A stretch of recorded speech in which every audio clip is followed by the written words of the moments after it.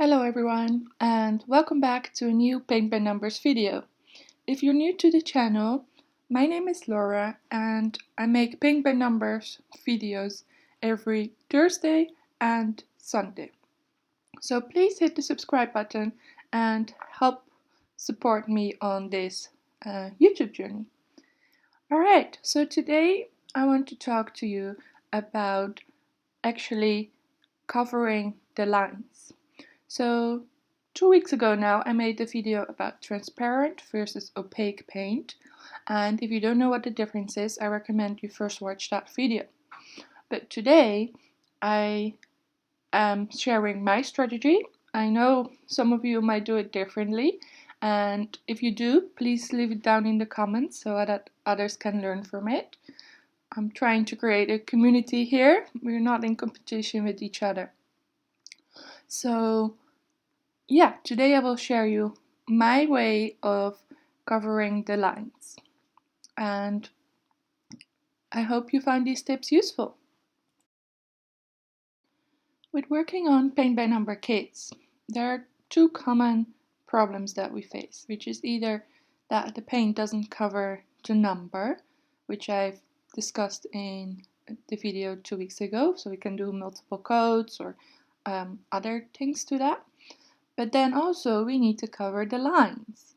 So when you have two paints next to each other that aren't opaque but semi-transparent, then you will still see the line.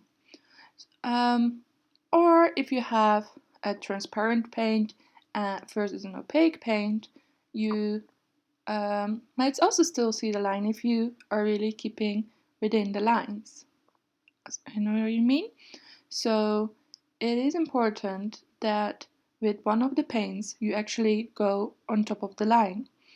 How I do this is that if you have a lighter color, I go over the line with it, but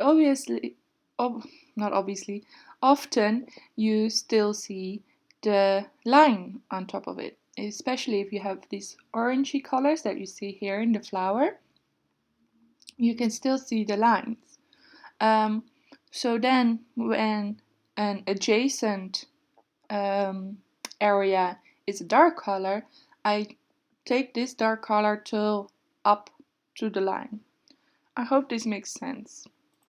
I think it explains nicely. You can see here I'm painting this dark color, which is very much opaque, so it covers it nicely, and I'm paint on top of the lines. So you don't see the lines anymore after I've painted these dark colors.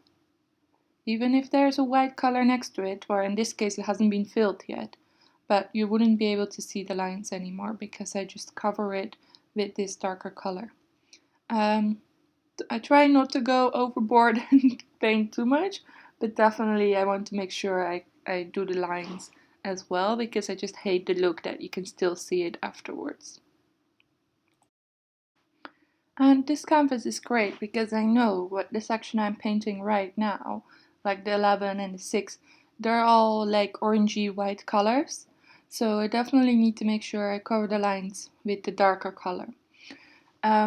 If I had painted the lighter colors first in these flowers, you can't do that. I don't have a specific, like I do from light to dark.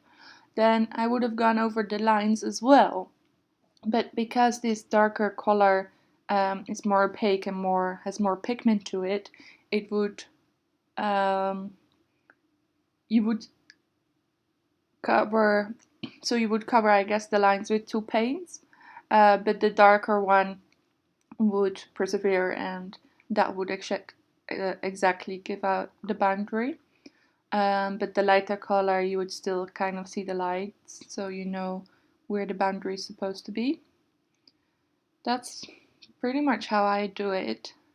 Of course, there are different methods, like I said in the beginning, and if you work from dark to light, then you might have different ideas than mine.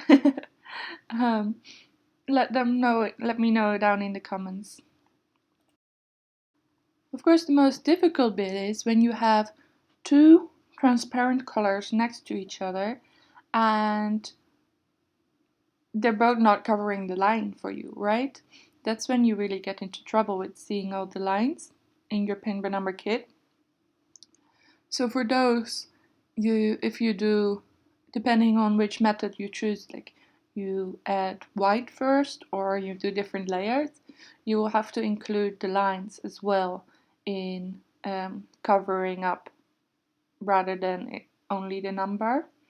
So if in this flower I found, okay, number 6 and number 11, they both are transparent, I would cover the whole number 6 with white, including the lines. So I would go a little bit over the area and make sure that I have covered the lines as well for the best look. So if you're just starting out with your paint by numbers, or you're not happy with how it looks and the lines are still showing, I hope you found these tips useful. This is really how I do my paint by numbers, and if this is also how you do it and therefore you didn't find the tips useful, I'm sorry. But yeah, I hope someone will still be able to take these tips and improve their paint by numbers. So thank you very much for watching today's video. It was a short one, but full with tips.